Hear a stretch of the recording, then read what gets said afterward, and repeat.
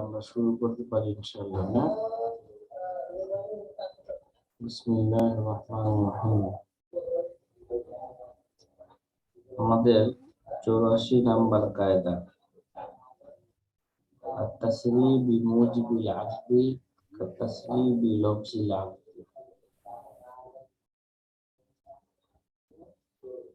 التسري بموجب العقد كالتسري بلفظ العقد।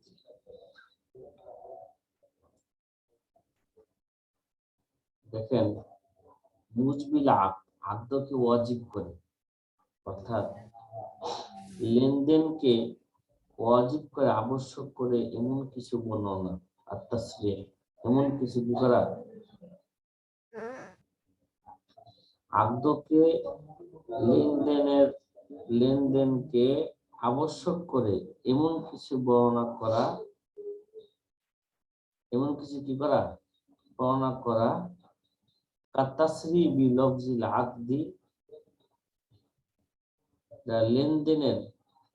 লেনদেনের শব্দ উচ্চারণ করার মতোই।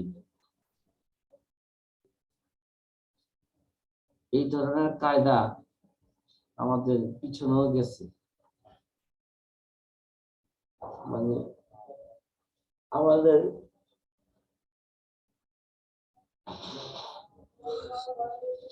56 নাম্বার কায়দা। কত নম্বর কায়দা ভাই?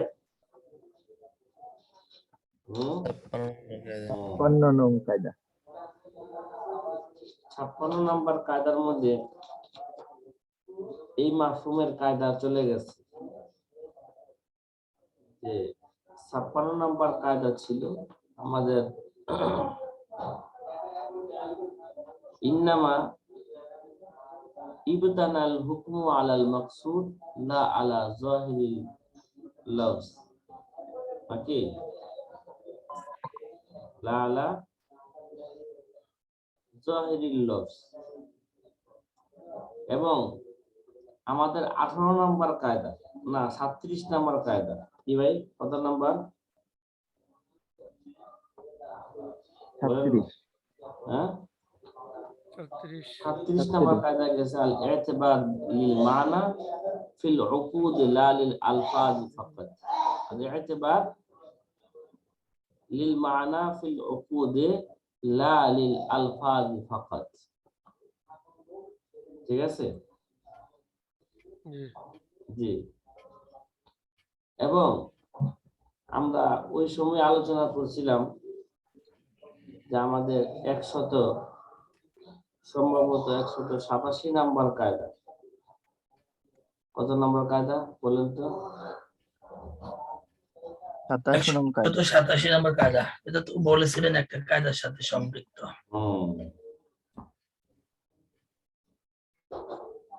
187 নাম্বার কায়দা। এটা খেলা আছে আপনাদের?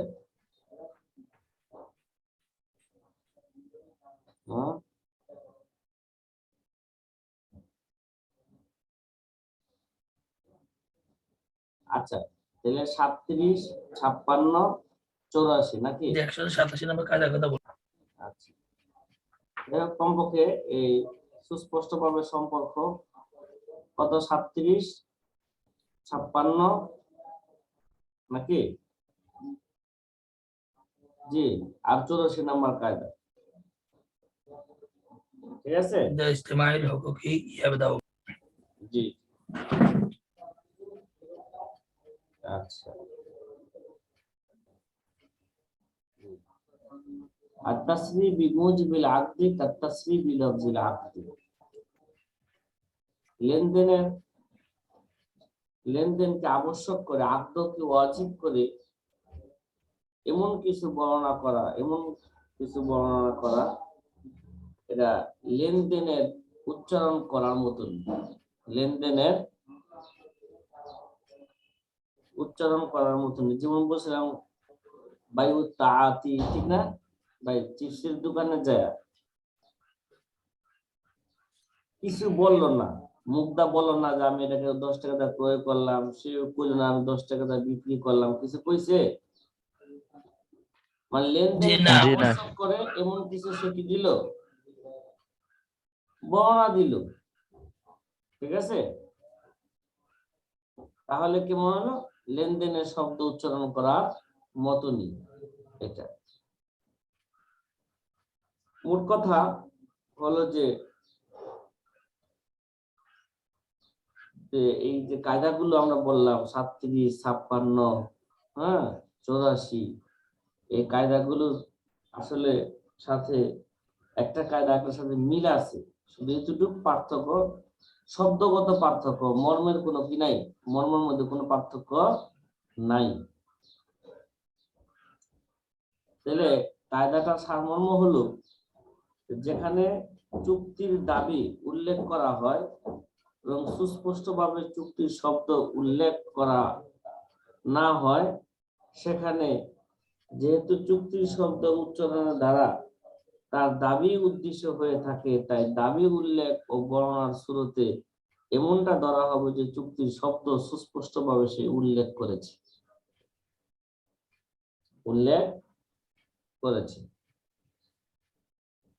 সুতরাং সে শুরুতে চুক্তির বিধানাবলী কি হবে, প্রযোজ্য হবে। চুক্তির বিধানাবলী কি হবে, প্রযোজ্য হবে। যেমন মনে করেন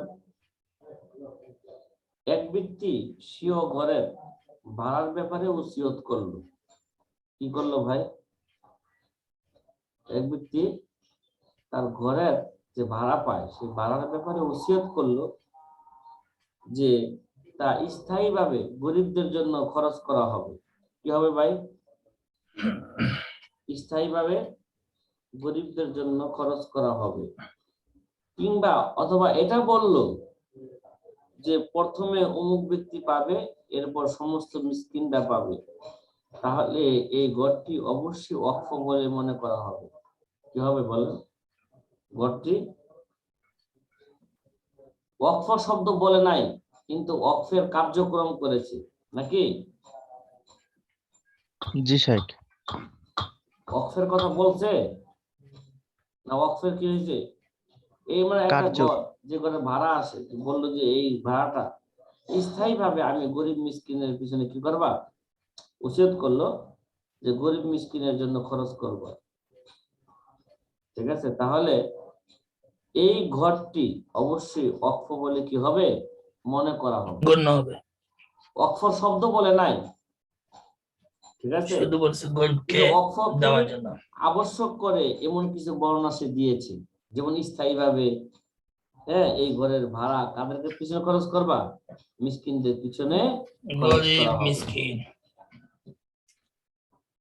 তাহলে এর কারণ হলো যে ওয়াকফের জন্য মনে করা হবে, এর কারণ কি? এর কারণ হলো যে তার পূর্বোক্ত কথার অর্থ ও দাবি এটাই যে আমার মৃত্যুর পর অমুক লোকদের জন্য আমার এই ঘরটি ওয়াকফ হয়ে যাবে। ভাই এই কথা বলে নাই, কিন্তু তার ওই কথাটা যে ওই পূর্বোক্ত যে কথা বলছে ওই কথাটাই এইটা দাবি করে যে আমার মৃত্যুর পর অমুক লোকদের জন্য আমার এই ঘরটি ওয়াকফ হয়ে যাবে। কি হয়ে যাবে? ওয়াকফ হয়ে যাবে। আর চুক্তির দাবি সুস্পষ্ট শব্দের, চুক্তির দাবির সুস্পষ্টতা এটা শব্দের সুস্পষ্টতার মতনই, ঠিক আছে? চুক্তির দাবির তাসরিটা এটা শব্দের তাসরির মতনই, শব্দের তাসরির মতনই। সুতরাং তার কথা দ্বারা ওয়াকফের বিধান সাবেত হবে। কি হবে? ওয়াকফের যে বিধান আছে সেই বিধান কি হয়ে যাবে না, সাবেত হয়ে যাবে। কিন্তু যেহেতু এই ওয়াকফটি মৃত্যুর সাথে শর্তযুক্ত, তাই 1/3 সম্পদে তা কি হবে, কার্যকর হবে। ওসিয়ত করছে না মৃত্যুর আগে, ঠিক আছে? যেহেতু তার এই ওয়াকফটি মৃত্যুর সাথে শর্তযুক্ত, তাই এই 1/3 সম্পদে তা কি হবে, কার্যকর হবে। কথা কি ভাই বুঝে আসছে নাজমুল ভাই? জি।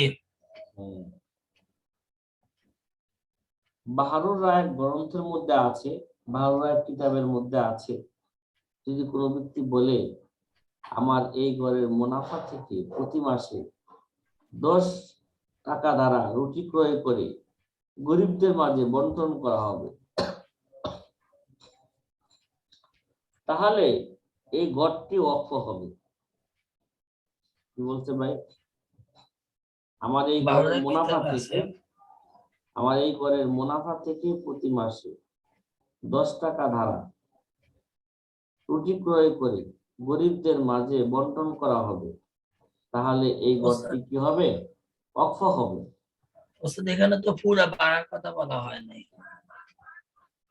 মানে মনে করো ভাড়াই 10 টাকা, ও ঘরের ভাড়া ভাড়া। 10 টাকা হলে তো হ্যাঁ, পুরো ঘরে। জি জি, এগুলি ছিল ভাড়াই 10 টাকা, ঠিক আছে। জি জি অথবা মনে করেন যে, বা অথবা সে যে কথাটা বললো, ঠিক আছে, বাহাদাকে জি যে কথাটা বলছে যে আমার এই ঘরের মুনাফা থেকে প্রতি মাসে 10 টাকা দ্বারা রুটি ক্রয় করে গরিবদের মাঝে বন্টন করা হবে, তাহলে এই ঘরটি ওয়াকফ হবে। ফতোয়ায়ে স্বামীর মধ্যে আছে যে এই কথার দাবি হলো এই পুরো ঘরটি যদি তার সম্পদের 1/3 পরিমাণ হয়, কি হয়? তার এই পুরো ঘরটি যদি তার সম্পদের 1/3 পরিমাণ হয়। পরিমাণ হয়, তাহলে পুরা ঘরটি ওয়াকফ হয়ে যাবে, যদিও সে ওয়াকফের শব্দ উল্লেখ করেনি, উচ্চারণ করেনি, বরং বলল ঘরের মুনাফা থেকে। আর এই বাক্য দাবি করে যে ঘরের মুনাফা কিছু অংশ মিসকিনদের জন্য ব্যয় হবে, কিন্তু যেহেতু দাবি ও অর্থের বিবেচনা হয়, যেহেতু দাবি ও অর্থের বিবেচনা হয়, শব্দের নয়, তাই তাতে ওয়াকফের হুকুম কি হবে? সাবেত হবে। এ কায়দাটা কোন কিতাবে আছে? শরহ সিয়ারুল কাবির, নাকি বলেন না? জি জি, জি শরহ সিয়ারুল কাবিরের মধ্যে এই কথাটা আছে, এই কায়দাটা আছে। এই কায়দাটা কি বিষয় হলো সাহিত্যালে? এটা হুম, কি বিষয় হলো এটা? এরা চুক্তির বিষয়, চুক্তি বিষয়। যে কোনো চুক্তি, এরা বেচা কেনা চুক্তি হোক, ঠিক আছে, এদিকে ওয়াকফের চুক্তি আকদ হোক, আকদ। আকদের বিষয়।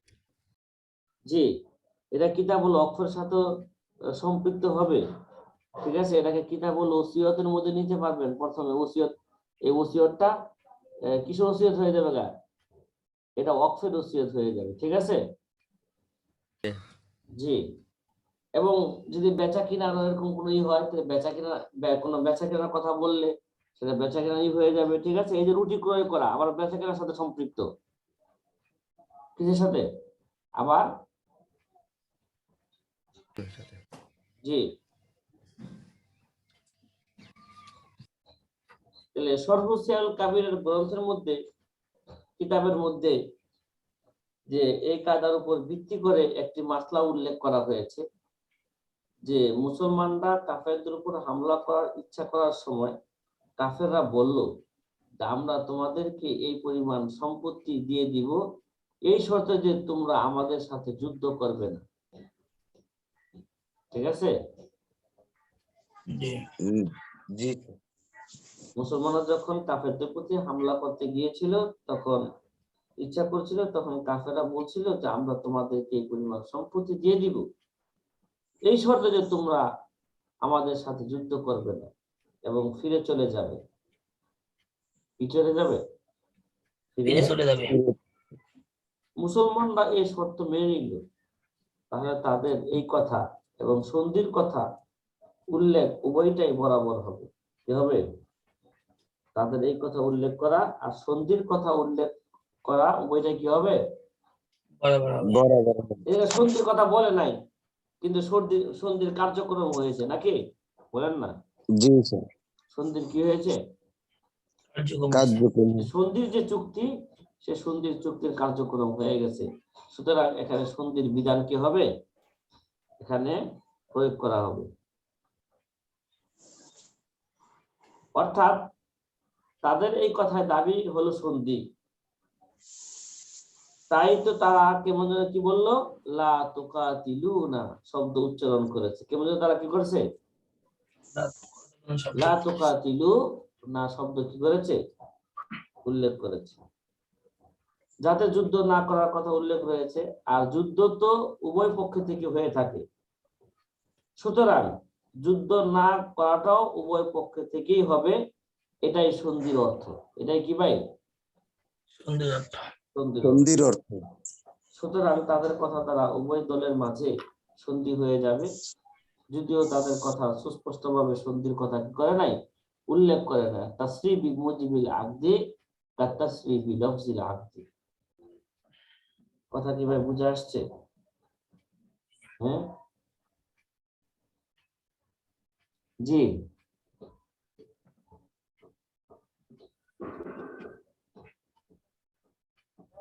85 নাম্বার কায়দা।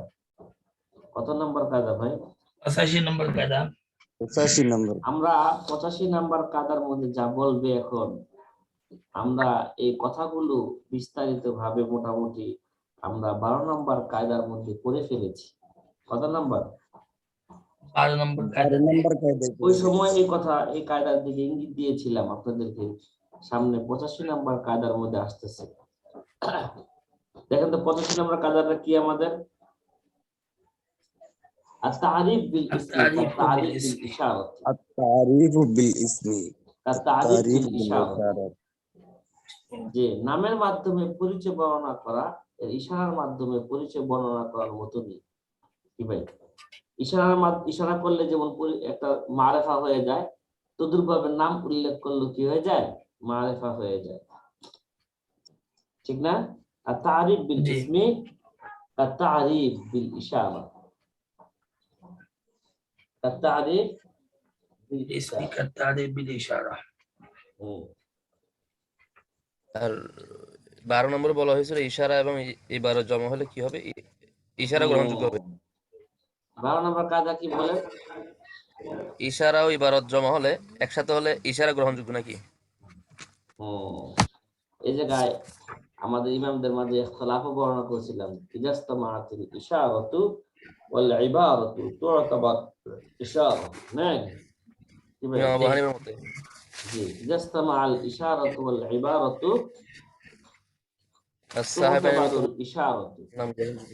জি, এই কায়দার সময় আমরা মোটামুটি এই বিষয়ের উপর বিস্তারিত মোটামুটি আমাদের আলোচনা হয়েছে, যে ইমাম আবু ইউসুফ রহমতুল্লাহর মতে তাসমিয়া এবং ইশারার তাসমিয়া ও ইবারতের গ্রহণযোগ্যতা হবে, কি হবে, এবারে তো গ্রহণযোগ্যতা হবে। ইমাম মোহাম্মদের ব্যাখ্যা কি, ইমাম আবু হানিফার ব্যাখ্যা কি, এই জায়গায় মোটামুটি আমরা কি করেছিলাম, মোটামুটি একটা আলোচনা এখানে বিস্তারিতই গেছে। আর তারিফ বিল ইসমি কা তারিফ বিল ইশারাত। আমরা 12 নম্বর কায়দায় ওই জায়গায় আমরা বলছিলাম নাম উল্লেখ করা ও ইশারা করা উভয়টাই দ্বারা তারিফ বা পরিচয় হাসিল হয়। কি হয়, তারিফ বা পরিচয় হাসিল হয়। তারিফ বা পরিচয় হাসিল। ইশারা দ্বারা পরিচয় হাসিল হয়, নাম উল্লেখ করা দ্বারা কি হয়, পরিচয় হাসিল হয়। আর উভয়টাই একত্র হওয়ার সময় ইমাম আবু হানিফা রহমতুল্লাহ আলাইহির মতে ইশারা ধর্তব্য হবে, ঠিক না? ইয়াস্তামাআল ইশারাতু ওয়াল ইবারাতু তু'তাবারুল ইশারা। কেননা ইশারা এটা তারিফের ক্ষেত্রে নাম উল্লেখ করা হচ্ছে বেশি পরিপূর্ণ। কে ভাই, নামের মধ্যে তো ভুল হইতে পারে ভাই, ঠিক না? অনেক সময় ভুল হইতে পারে না। জি, আমি ওই সময় আপনাদেরকে বলছিলাম যে আমার 2টা পিচ্ছি মেয়ে আছে, অনেক সময় একটা জায়গায় আরেকটার নাম বলে ফেলি। একটা নাম দিনা, আরেকটা নাম হলো দিয়া। অনেক সময় কি বলি, ডাক নাম দিয়া দেখা যায় দিনা করে ডাকি, অথবা দিনা না কি বলি, দিয়া করে ডাকি। তাহলে যার দিকে ইশারা দিছিলাম, ইশারা তো কি ভাই, ইশারার মধ্যে কোনো ভুল হয় নাই, ঠিক না? ইশারা তো ভুল হয় না। জি, নামে ভুল হয়, ইশারা তো ভুল হয় না। নামের মধ্যে ভুল হয়ে গেছে। এই জন্য ইশারা তারিফের ক্ষেত্রে নাম উল্লেখ করার চেয়ে বেশি পরিপূর্ণ, বেশি পরিপূর্ণ। এই কায়দার সারমর্ম হলো যেমনি ভাবে পরিপূর্ণ। হ্যাঁ, এই কায়দার সারমর্ম হলো যেমনি ভাবে ইশারার মাধ্যমে তারিফের শুরুতে মুশারুন ইলাই নির্দিষ্ট এবং পরিচিতি হয়ে যায়, তার সাথে হুকুম সম্পৃক্ত হয়ে যায়, ঠিক তেমনি ভাবে নাম উল্লেখ করার মাধ্যমে তারিফের শুরুতে মুসাম্মা নির্দিষ্ট হয়ে যায় এবং তার সাথে হুকুম কি হয়ে যায়, সম্পৃক্ত হয়ে যায়। কথাটা কি বোঝা আসছে? কিন্তু এই কায়দার মধ্যে দুটি তারিফ একত্রিত হওয়ার কথা এখানে বলা হয়নি। উভয়টিতে একত্রিত হওয়ার সময় কোনটি ধর্তব্য হবে, হ্যাঁ, এই নিয়ে তো আমরা ওই জায়গায় ইখতিলাফ আলোচনা করেছিলাম। আবু হানিফার নিকট হ্যাঁ ইশারাই ধর্তব্য হবে নাকি? জি, আবু হানিফার নিকট ইশারাই কি হবে, ধর্তব্য হবে। এই ব্যাপারে আমরা ওইখানে এগুলো বিস্তারিত কি করেছি, আলোচনা করেছি। ইশারায় ধর্তব্য জি শেখ। জি, উদাহরণস্বরূপ মনে করেন কোন ব্যক্তি বলল আমার চাচাতো ভাইকে নিরাপত্তা দিয়ে দাও। কি দিয়ে দাও? চাচাতো ভাইকে নিরাপত্তা দিয়ে দাও। ওই সময় বলছিলাম এই কথাটা, উদাহরণ দিয়েছিলাম যে যদি মনে করেন যে কি করে আমার চাচাতো ভাইকে নিরাপত্তা খালেদা জিয়ার কথা বলছিলাম নাকি? হ্যাঁ, খেলা আছে তো। আচ্ছা, কোন ব্যক্তি যদি বললো যে আমার চাচাতো ভাইকে নিরাপত্তা দিয়ে দাও, মুসলমানরা তা মেনে নিল, তাহলে নিরাপত্তা সাবেত হয়ে যাবে। কিন্তু যদি নিরাপত্তা তলবকারীর চাচাতো ভাই দুজন হয় তাহলে একজনকে বাছাই করে নিবে।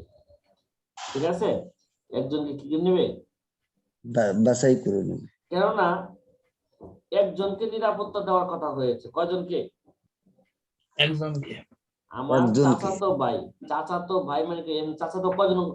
চাচাতো ভাই বলতে কি বোঝা যায়? আমার চাচাতো ভাইকে, তাহলে ভাইদেরকে বলে নাই, কি বলছে? ভাইকে বলছে। তাহলে বোঝা গেল কয়জন? একজন। তো চাচাতো ভাই যদি মনে করেন দুই বা ততোধিক থাকে তাহলে তারা কি অন্তর্ভুক্ত হবে? সবাই অন্তর্ভুক্ত হবে?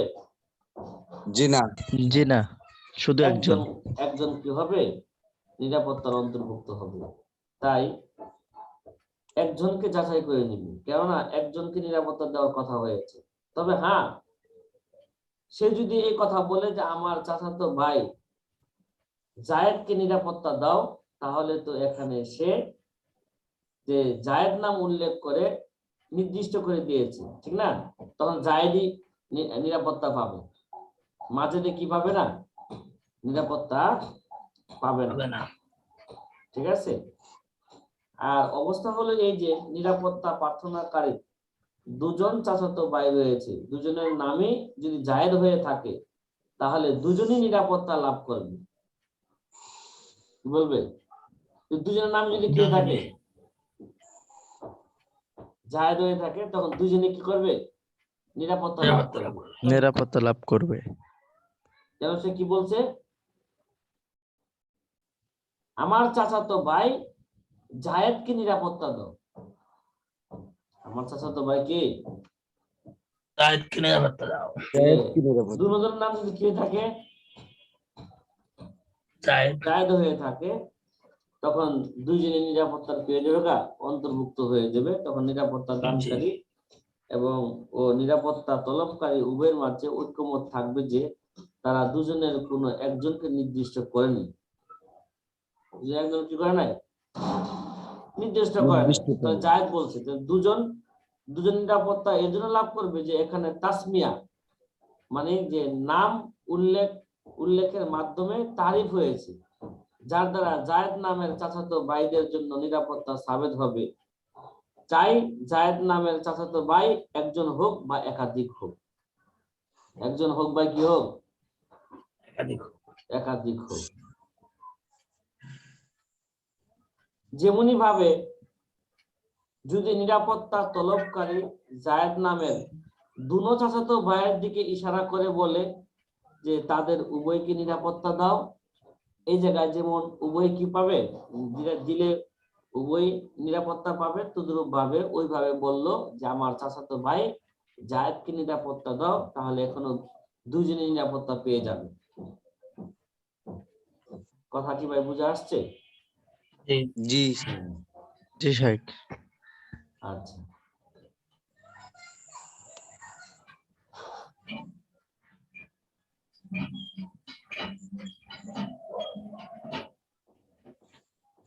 এখন আমরা 86 নাম্বার কায়দার দিকে যাচ্ছি।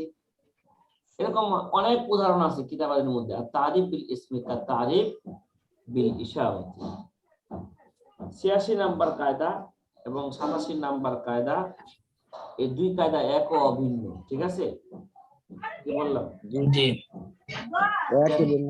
কায়দা এবং 87 নাম্বার কায়দা, যে এই দুই কায়দা এক ও অভিন্ন।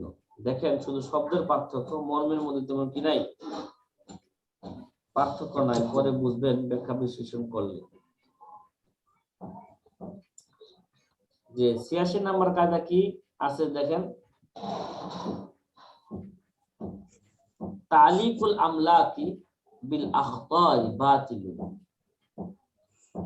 ওয়া তালিকু জাওয়ালিহা বিল আখতার জায়েজ।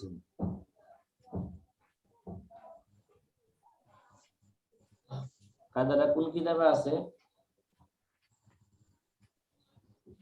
উসুলুল কারকি।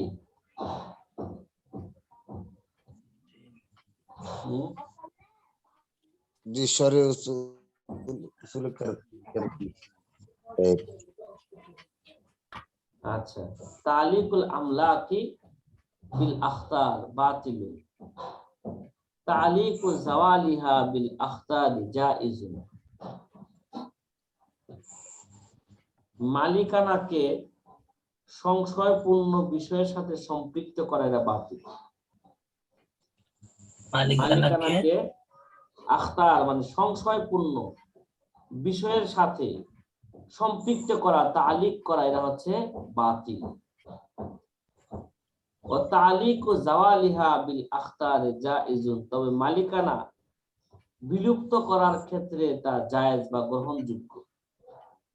মালিকানা বিলুপ্ত গ্রহণযোগ্য, জাওয়াল করার ক্ষেত্রে তা জায়েজ বা গ্রহণযোগ্য। আমরা যে লটারি গুলো দেই, ঠিক না ভাই, 10 টাকা দিয়ে একটা কাগজ কিনি, লটারি, ঠিক না? জি জি এই জায়গায় মালিকানাকে সংশয়পূর্ণ বিষয়ের সাথে কি করেছে, সম্পৃক্ত করেছে। যেমন লটারিতে যার নাম আসবে ভাই, সে আপনি যে 10 টাকা দিয়ে একটা কুপন ক্রয় করলেন, আর লেখা আছে যার নাম আসবে সে প্রথম পুরস্কার যে পাবে সে 1 লক্ষ টাকা পাবে, ঠিক না? এই যে আমার নামটা আসবে কিনা, এটা কি নিশ্চিত না সংশয়পূর্ণ? সংশয়পূর্ণ। তো মালিকানাকে সংশয়পূর্ণ বিষয়ের সাথে সম্পৃক্ত করা এটা বাতিল। কি ভাই, এটা বাতিল। এটা বাতিল কে লেগা, এটা জুয়ার সংজ্ঞায় পড়েছে। কি বললাম? যেটা বললাম এটা কি ভাই, এটা একটা জুয়ার সংজ্ঞা। তালিকুল আমলাকে বিল আখতার বাতিলুন, মালিকানাকে সংশয়পূর্ণ বিষয়ের সাথে সম্পৃক্ত করা এটা বাতিল। তবে মালিকানা বিলুপ্ত করার ক্ষেত্রে, জাওয়ালের ক্ষেত্রে, দূর করার ক্ষেত্রে তা জায়েজ বা গ্রহণযোগ্য। অর্থটা কি বুঝে আসছে ভাই আমাদের? জি জি। আর 87 নাম্বার কায়দার অর্থটা বুঝি। এখানে লেখছে 82, হইব কত ভাই? 87। জি, 87 নাম্বার কায়দা হলো তালিকুল ইতলাক বিশর্তি সহিহুন কাল ইতকি ওয়াত তালাক। ভাই, তালিকুল ইতলাক বিশর্তি সহিহুন কাল ইতকি ওয়াত তালাক। তালিকুল ইতলাক মুতলাক বিষয়কে কোন শর্তের সাথে, মুতলাক বিষয়কে কোন শর্তের সাথে শর্তের সাথে। সংযুক্ত করা, এটা সহিহ। মুতলাক বিষয়কে কোন শর্তের সাথে সংযুক্ত করা, এটা সহিহ। যেমন গোলাম আজাদ করা, অথবা তালাকি তালাক দেওয়া, কি দেওয়া? মুতলাক বিষয়কে কোন শর্তের সাথে সংযুক্ত করা, এটা সহিহ। যেমন গোলাম আজাদ করা অথবা তালাক দেওয়া, কি করা? অথবা তালাক দেওয়া। তালাক দেওয়া।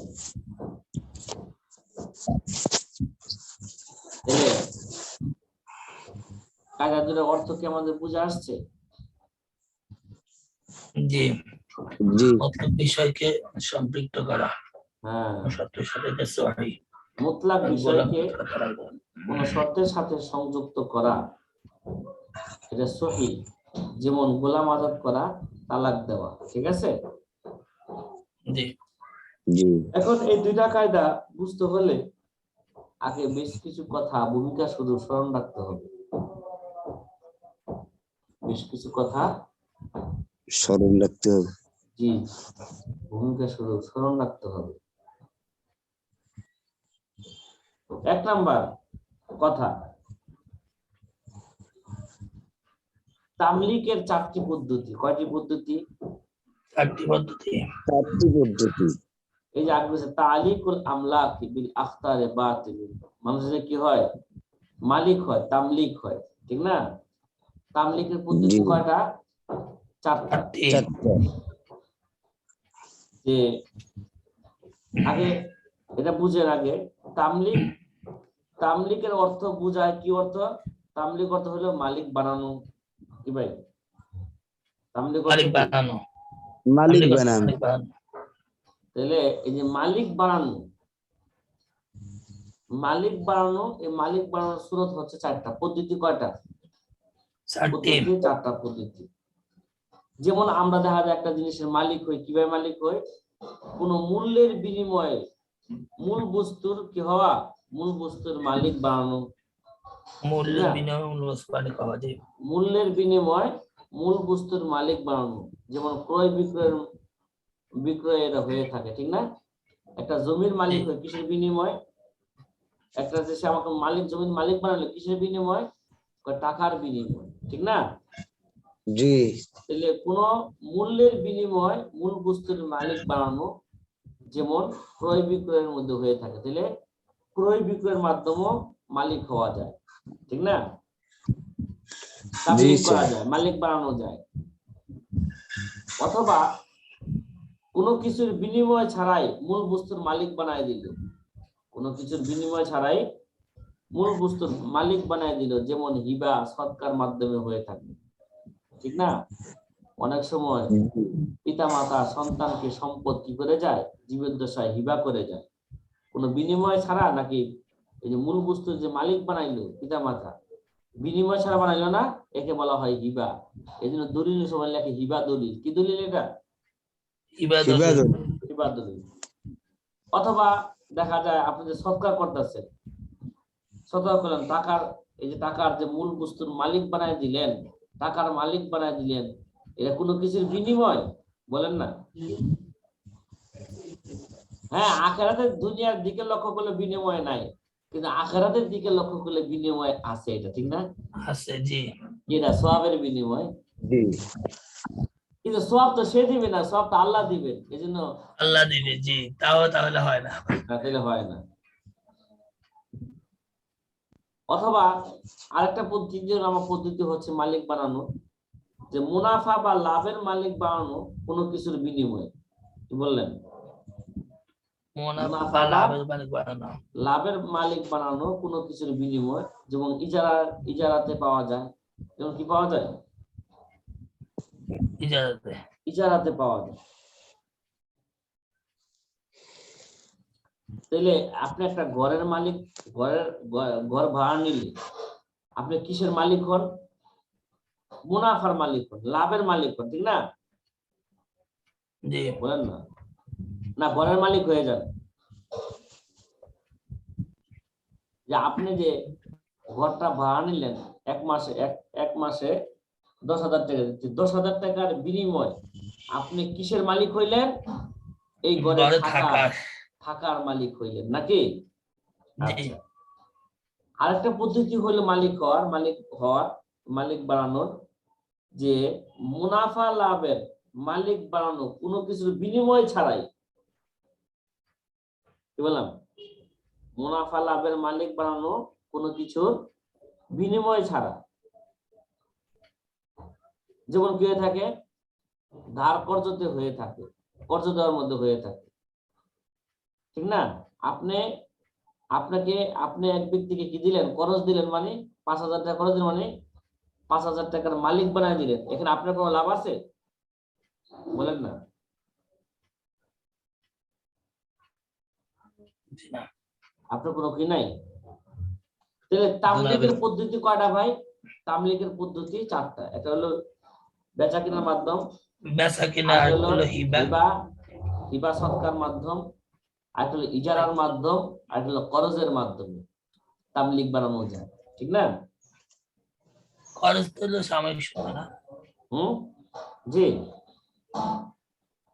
হ্যাঁ, করজ বুঝে নাই? জি, হাওলাত দেওয়া। ধার দেওয়া। আরেকটা জিনিস বুঝেন, যে আরেকটা দিতে তালিকুল আমলাক, এই আমলাক শব্দের কারণে তামলিকের কথা আসছে নাকি? জি জি, একজনকে মালিক বানানো, মালিকানাকে সংশয়পূর্ণ বিষয়ের সাথে সম্পৃক্ত করা এটা বাতিল। আরেকটা বিষয় বুঝেন এখানে, যেহেতু তালিকুল ইতলাক বলছে, ইতলাক মুতলাকের বিষয়কে, মুতলাক বিষয়কে কোনো শর্তের সাথে সংযুক্ত করা সহিহ, যেমন গোলাম আজাদ করা, তালাক দেওয়া। তাহলে মুতলাকের পরিবর্তে কি আসে? কয়েদ, ঠিক না? জি। তাহলে আগে এই জিনিসটা বুঝেন যে তাকঈদাত কাকে বলে। কি বললাম? তাকঈদাত কাকে বলে? তাফঈদাত নাকি? হ্যাঁ, তাকঈদাত। ও তাকঈদাত। জি ইয়া দালালিত তাকঈদাত মানে জমা আছে। জি জি, তাকঈদের জমা তাকঈদাত। যে তাকঈদাতের অর্থ হলো কয়েদ মুক্ত বিষয়কে কয়েদ যুক্ত করা। কি বললাম? কয়েদ মুক্ত বিষয়কে মানে কয়েদ মুতলাক যুক্ত করা। বিষয়কে কি করা? কয়েদ যুক্ত করা। অথবা এভাবে বলা যে নিষেধাজ্ঞা মুক্ত বিষয়ে যে কাজ করা যায় তাতে নিষেধাজ্ঞা আরোপ করা। নিষেধাজ্ঞা মুক্ত বিষয়ে যে কাজ করা যায় তাতে কি করা? নিষেধাজ্ঞা কি করা? আরোপ করা। উদাহরণস্বরূপ মনে করেন তালাকের পর রজাআতের সূরতে স্ত্রীকে বৈবাহিক হুকুমের সাথে সংযুক্ত করে যে হুকুম তালাকের কারণে রহিত হয়ে গিয়েছিল, যে হুকুম তালাকের কারণে কি হয়ে গেছিল? রহিত হয়ে গেছিল। মানে তালাকের পর রজাআতের সূরতে আপনি বিবিকে কি দিয়েছেন? 1 তালাক দিয়েছেন, ঠিক না? 1 তালাকে রজি দিয়েছেন। পরে তালাকের পর রজাআতের সূরতে স্ত্রীকে বৈবাহিক হুকুমের সাথে কি করা? সংযুক্ত করা করে যে হুকুম তালাকের কারণে রহিত হয়ে গিয়েছিল, স্ত্রীকে বৈবাহিক হুকুমের সাথে কি করা? সংযুক্ত করে যে হুকুম তালাকের সাথে কি হয়ে গেছিল?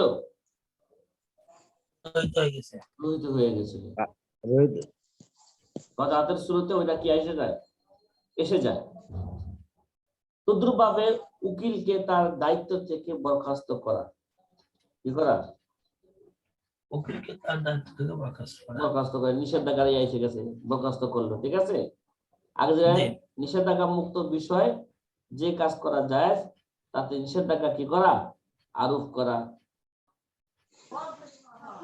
এবং গোলামের উপর বিধি নিষেধ আরোপ করা, যে উকিল বা মাজুন গোলাম ব্যবসায় অনুমতিপ্রাপ্ত গোলাম এর জন্য মুয়াক্কিল বা মালিকের সম্পত্তি তাসাররুফ করার অনুমতি ছিল, এটা শর্ত মুক্ত ছিল। তারপর বরখাস্ত করা বিধিনিষেধ আরোপের দ্বারা শর্ত মুক্ততা শর্তযুক্ত হয়ে গেল।